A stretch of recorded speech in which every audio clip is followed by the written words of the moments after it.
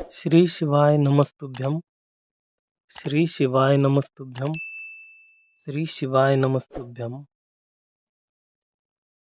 एक बार धरती पर भीषण सूखा पड़ा था। सूखा इतना भयंकर था कि पीने के लिए भी पूरा पानी उपलब्ध नहीं हो रहा था। पूरी धरती माता त्राहिमाम त्राहिमाम कर रही थी। मनुष्य पानी के लिए तरस रहे थे और जानवर भी पानी के लिए तरस रहे थे। कहीं छोटा सा पानी का एक डबका दिख जाए तो उधर लोग भीड़ लगा करके पानी लेने के लिए दौड़ते थे। परिस्थिति दिन प्रतिदिन और भीषण होती जा रही थी, लेकिन बारिश का एक बूंद धरती पर गिरने के लिए तैयार नहीं था। एक एक दिन गुजर रहा था। बारिश का मौसम आ गया था, लेकिन फिर भी बारिश होने के लिए तैयार नहीं थी। लोग बहुत चिंता करने लगे।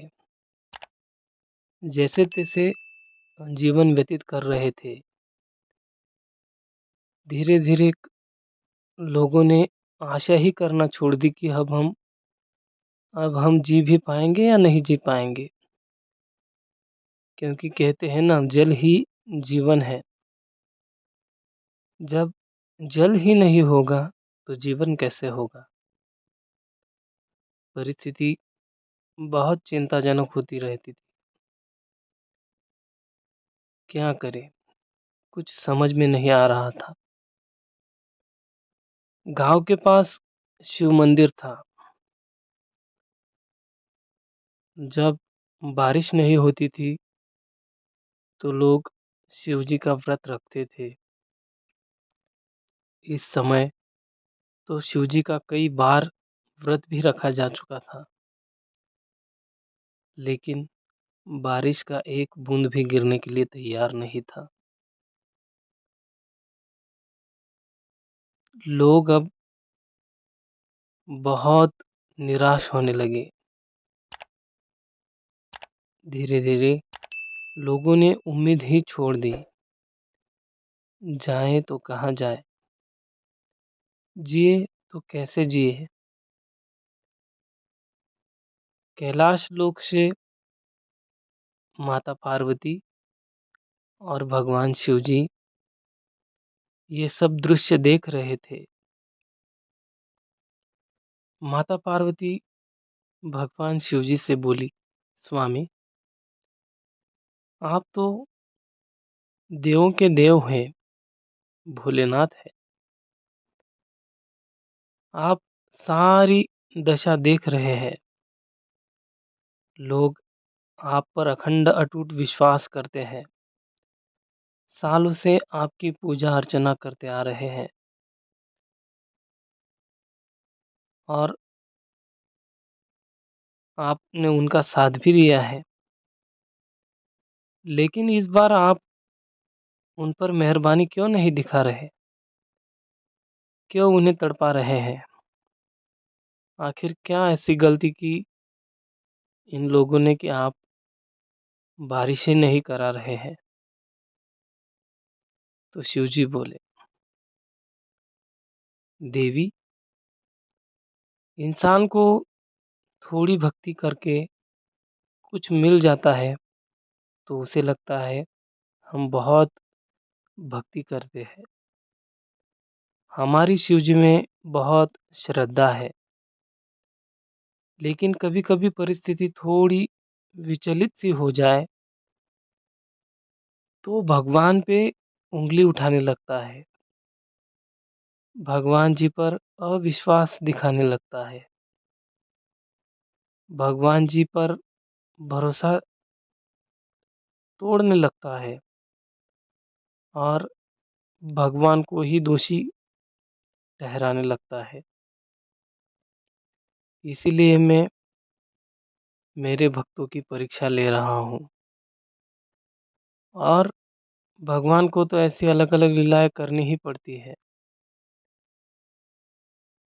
ये लीला मेरी बहुत ही अलग होने वाली है। जब तक धरती पर वर्षा नहीं होगी, तब तक अन्न का एक कण भी पैदा नहीं होगा। अब जो कुछ लोगों के पास है, वो धीरे-धीरे खत्म हो जाएगा।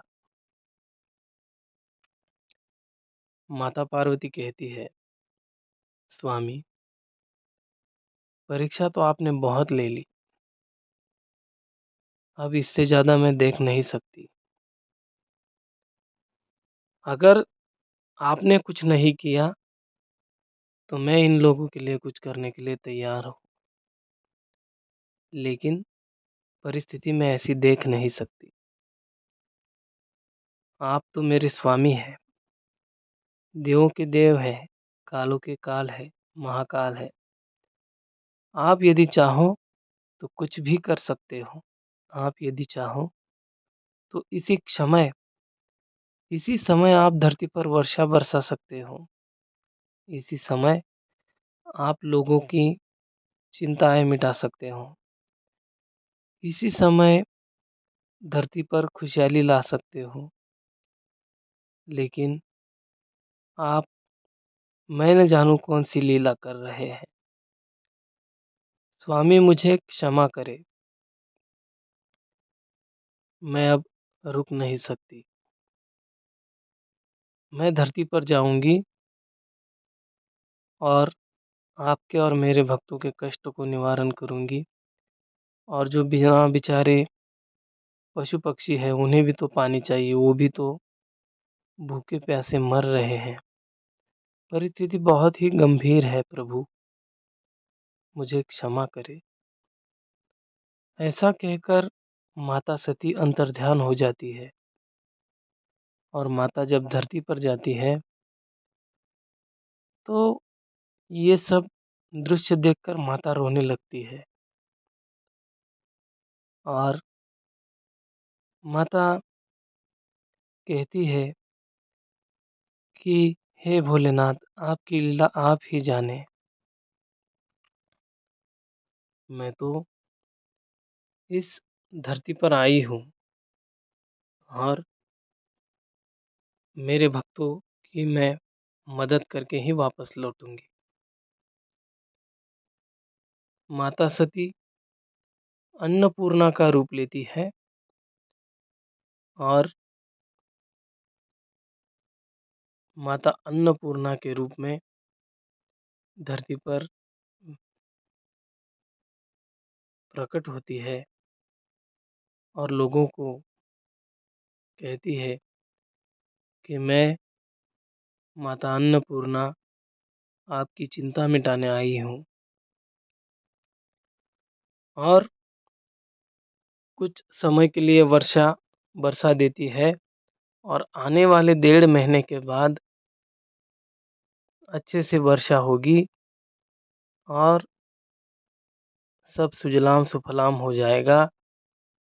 तत्काल आपके लिए पानी और अन्न मैं उपलब्ध कर देती हूँ। माता सती ने जाकर के तत्काल धरतीवासियों को अपनी शक्ति से अन्न व जल उपलब्ध करा दिया और भोलेनाथ यही लीला करना चाहते थे। वो भी बड़े प्रसन्न हुए और साधु के भेष में धरती पर आए और माता अन्नपूर्णा से उन्होंने भी जल और अन्न ग्रहण किया और धरती पर बहुत ही सुंदर वातावरण निर्माण हो गया। तो भगवान अपने भक्तों के लिए ऐसी नई-नई लीलाएँ करते रहते हैं। लेकिन मेरे शिवजी कभी भी अपने भक्तों को निराश नहीं होने देते। उनके लिए सदा सहाय करने के लिए वो तत्पर रहते हैं।